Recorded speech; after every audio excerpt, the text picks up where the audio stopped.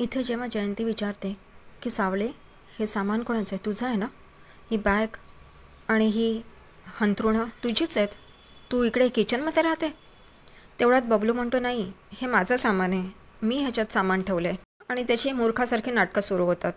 सगळे मूर्ख आहेत काय, मेघसुद्धा मूर्ख आहेत, काहीतरी फालतू नाटक दाखवतात की मला इथे तर राहायचं नाही आहे. सगळे काय मूर्ख वाटत आहेत काय? आणि मी आता चाललो आहे तिथे. मग तो सगळ्यांना सांगतो, अमृता वहिनी, सावली वहिनी, मी चाललो हां, मला थांबवू नका. सोहम बबलूचा हात पकडतो आणि म्हणतो, नको नको, असं नको करूस रे. आणि ते दोघं जणं तिथून निघून जातात. इकडे कोणालाही काही संशय येत नाही. जयंती, तिला संशय येत नाही की सावलीची बॅग घेऊन तो कशाला सामान ठेवेल त्याच्यात. आणि त्याला काही दुसरी बॅग नाही आहे त्याच्याकडे, किंवा घेऊ नाही शकत की सावलीचीच बॅग हवी. काही फालतूगिरी दाखवतात. इकडे जयंती म्हणते, सावळे मला आलं घालून चहा करा, मी बाहेर बसते प्यायला, आणतो तिकडे. जयंती ऑर्डर सोडते आणि ते सुद्धा सावलीच्या घरी. काय फालतूगिरी आहे. इतके मोठे लोक आहेत ते, थोडं तरी वागावं नीट. त्यांना हे लग्न मान्य नाही आहे काही लोकांना घरच्या. आपल्या कृतीमुळे कशाला आणखीन त्रास द्यायचा, पण नाही. इकडे बाहेर चंद्रकांत, नील आणि सावलीचा मोठा भाऊ बसलेले असतात. तेव्हा तिकडे ऐश्वर्या आणि तिलोत्तमा पण येते. सगळेजण उठतात आणि इकडे अमृता आणि सावली पण चहा घेऊन बाहेर येतात. इथे जयंतीची नाटकं सुरू होतात. डोक्यावरनं पदर घेते आणि तिलोत्तमाचे पाय पडायला जाते. इथे तिलोत्तमा म्हणते, हे काय करताय तिकडे? आणि चंद्रकांतकडे बघते. तो म्हणतो की पहिली मकर संक्रांत आहे ना सावलीची, म्हणून ते वाण घेऊन आलेत. इथे सावलीचा भाऊ पण, हो कशा आहात तुम्ही म्हणून. इकडे तिलोत्तमा आणि ऐश्वर्याला तर राग येतो. तिलोत्तमा म्हणते, आपण तिला सून मानत नाही, मग हे वाणाचं आणि हे सणाचं काय घेऊन बसल्यात म्हणून. तेव्हा जयंती इथे, अहो असं कसं म्हणताय, ती या घरची सून आहे आणि हे आम्ही तर आमच्या रीती सगळ्या पाळतो बरोबर, आणि आमच्या कोट्टलवारांकडे माझ्या माहेरी हे सगळं व्यवस्थित करतात हां, म्हणूनच आम्ही पण इकडे आलो आहे सगळं घेऊन, आणि मी तर इकडे राहायलाच आले. हे ऐकून ऐश्वर्या आणि तिलोत्तमाचं डोकं फिरतं. इथे सावलीच्या भावाला कळत नाही आधी सावलीचं लग्न कोणत्या परिस्थितीत झालं आहे आणि तिला अजून एक्सेप्ट केलेलं नाही आहे, आणि त्यांना हेही कळलं आहे की तिचं आणि सारंगचं नातं काय आहे, तरी इथं राहायला येतो. जयंती जे सांगते ते ऐकतोय. काय मूर्ख लोक आहेत सिरियसली. इथं आता राहणार म्हणजे 2 दिवस. सावली आणि सारंगचं नातं जयंती समोर येणारच आहे. कितीही नाटक केलं तरी जयंती हुशारच आहे, तिला हे समजणारच आहे सगळ्या गोष्टी. इथे तिलोत्तमा म्हणते सावलीच्या भावाला, तुम्ही हे द्यायला आलात ना, दिलत ना, आता निघा म्हणून. तेव्हा इकडे तो म्हणतो बरं म्हणून. पण इकडे सारंग तेवढ्यात येतो आणि म्हणतो की आई, जर का सावलीच्या वहिनीला राहायचं आहे तर राहून दे ना इथे 2 दिवस.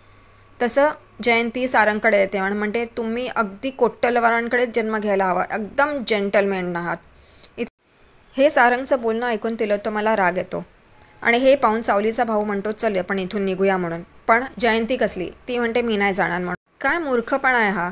कोणी असं राहायला येतं का जेव्हा आपल्याला माहिती आहे तिकडे कोणीच एक्सेप्ट केलेलं नाही आहे लग्न, आणि त्या दोघांमध्येही नवरा बायकोसारखं नातं नाही आहे, तरी या मूर्खांना कळत नाही. सावलीच्या घरातले सगळेच मूर्ख आहेत सिरियसली. इथे ऐश्वर्या आणि तिलोत्तमा रागाने तिथून निघून जातात. हे बघून तिलोत्तमा रागाने गेली. सारंग तिच्या पाठीपाठी तिला मनवायला जातो.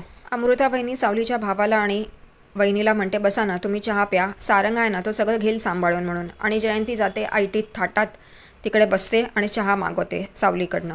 वा छान आहे. इथे सारंग तिलोत्तमाला समजवत असतो, पण तिलोत्तमा म्हणते नाही, तुझा अति होतं आहे आणि माझ्याशी तर बोलण्याचा प्रयत्नही करू नको. पण इथे सारंग तिला सांगतो की जाऊन दे ना, मीही तिकडे राहायला गेलेलो, तर त्यांनाही राहून दे ना इथे 2 दिवस.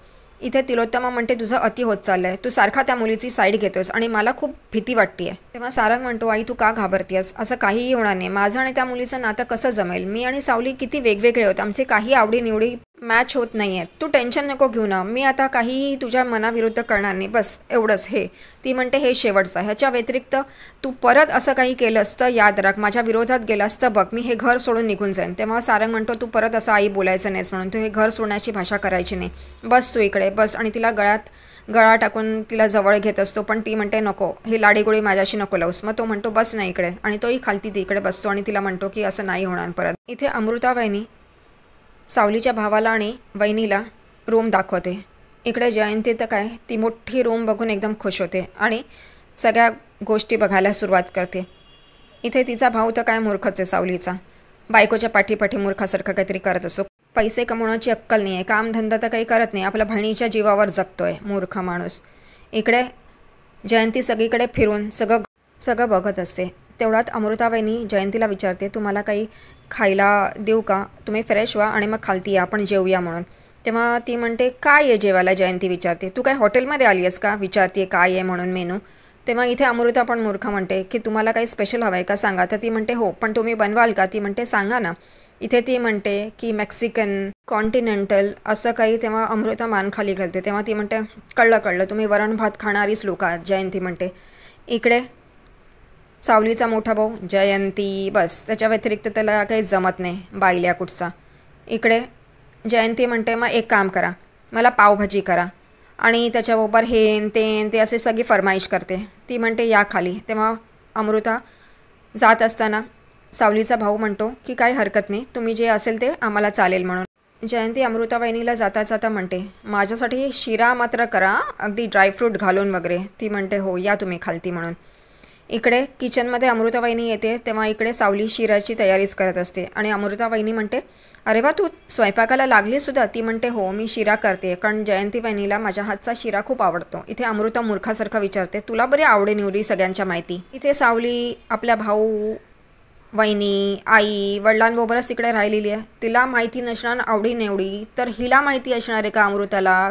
काय मूर्खासारखं विचारतीये हेच कळत नाही. तेवढ्यातच तिकडे बबलू आणि सोहम पण येतात आणि म्हणतात आम्ही आमचं काम फट्टे केलं म्हणून. हेच सगळं चालू असतं आणि तेवढ्यातच तिकडे ऐश्वर्या येते आणि म्हणते अमृताबाईनी माझं सॅलड रेडी आहे का.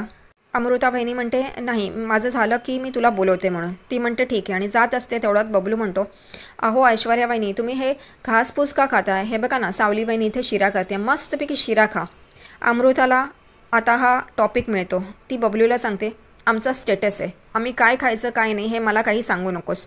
आणि हो, तू या सावलीसारखं मूर्खासारखं काही बोलू नकोस. तू लायकीत राहा, आपलं लिमिट ओळख आणि राहा. बरं झालं, बबलू पण खूप पुढे आणि बोलत असतो ना, त्यालाही चूप करणं गरजेचंच होतं. इकडे सगळेजणं डायनिंग टेबलवर बसतात जेवायला आणि अमृता आणि सावली वाढत असतात. तेवढ्यातच तिकडे सावलीचा भाऊ आणि वहिनी येतात आणि तेही बसतात खुर्च्यांवर.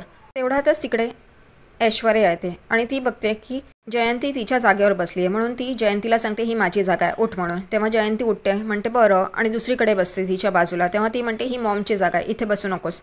ती म्हणते बरं आणि ती तिच्या समोरच्या साईडला येऊन बसते. तेव्हा तिकडे राजकुमार येतो आणि म्हणतो एक्सक्यूज मी. तेव्हा ती म्हणते ही तुमची जागा आहे का. तो म्हणतो हो आणि ती उठते तिथून आणि राजकुमार बसतो आणि नील तिकडे जागा देत असतो तिला बसायला जयंतीला. तेव्हा राजकुमार म्हणतो मला तुझ्याशी बोलायचं आहे, बस इकडे. आणि तो जोशींचा फोन आलेला म्हणून सांगतो. इकडे रागाने जयंती खालती बसते आणि हे अमृता आणि बाकीचे घरचे सगळे बघतात. अमृताबाईनी आणि सावली तिकडे तिच्याजवळ येतात आणि म्हणतात की तू इकडे का बसली आहेस, उठ ना, असं नको करूस, बाकीच्या खुर्च्या आहेत ना तिकडे बस म्हणून. तेव्हा ती म्हणते नाही, जेव्हा सारंग साहेब आमच्याकडे आलेले तेव्हा आम्ही दिलं होतं ना त्यांना व्यवस्थित बसायला पाठ वगैरे, आणि माझी खोली पण मी दिलेली अगदी सजवून बजवून, आणि तुमच्या इकडे काहीच नाही असं. ती रागावून बसलेली असते. तेव्हा अमृता आणि सावली तिची समजूत घालतात आणि तिला बसायला लावतात. ती ऐश्वर्या आणि तिच्या नवऱ्याच्या मध्ये बसते. इकडे ऐश्वर्या सॅलड खात असते. हे बघून जयंती म्हणते तुम्ही कच्चं का खाताय. अहो चांगलं शिजलेलं खा की. इकडे ऐश्वर्या म्हणते तुला काय माहिती आहे का. तर जयंती म्हणते हो ब्रेड जॅम खा ना. तेव्हा ऐश्वर्या म्हणते बापरे कोणत्या गावंढळांबरोबर बसली आहे म्हणून, आणि ती आपलं सॅलड खात असते. तेवढ्यात बबलू म्हणतो ओ वहिनी, जयंती वहिनी, ब्रेड जॅम हे सकाळी नाश्त्यामध्ये खातात, आता आहे ना तेच खातो म्हणून. इकडे जयंती ऐश्वर्याला म्हणते आमच्या कोट्टलवारांकडे ना, आणि ऐश्वर्या तिच्याकडे रागाने बघते. तेव्हा ती म्हणते अरे हो तुम्हाला तर सगळं माहितीच आहे ना, कारण जयंतीला आठवतं त्या फंक्शनच्या वेळेला जयंतीने सांगितलं असतं ऐश्वर्याला की माहेरची हालत सासरच्यांपेक्षाही खराब आहे म्हणून. तेव्हा ती म्हणते हो तुम्हाला माहिती, आणि ती चुपचाप खायला बसते. इकडे तिलोत्तमा येते आणि आपल्या खुर्चीजवळ येते आणि बघते या लोकांना बसलेलं. ती म्हणते शी आता या लोकांबरोबर बसायचं आहे, काही दिवस आलेत माझे, आणि ती बसते. तेवढ्यातच सावली तिच्याजवळ येते आणि तिला शिरा वाढत असते. तेव्हा तिलोत्तमा तिला हात दाखवते आणि सगळेजण ते बघत बसतात. आता सावलीला माहिती आहे की तिलोत्तमा तिच्या हातचं काही खात पित नाही, मग कशाला जायचं तिला वाढायला, गपगुमान उभं राहायचं ना. अमृता आहे ना तिकडे वाढायला, पण नाही, आपल्या माहेरच्यांसमोर आपली लायकी काढतीये आणि जयंतीला टॉपिक देते चघळायला आणि इकडे तिकडे करायला.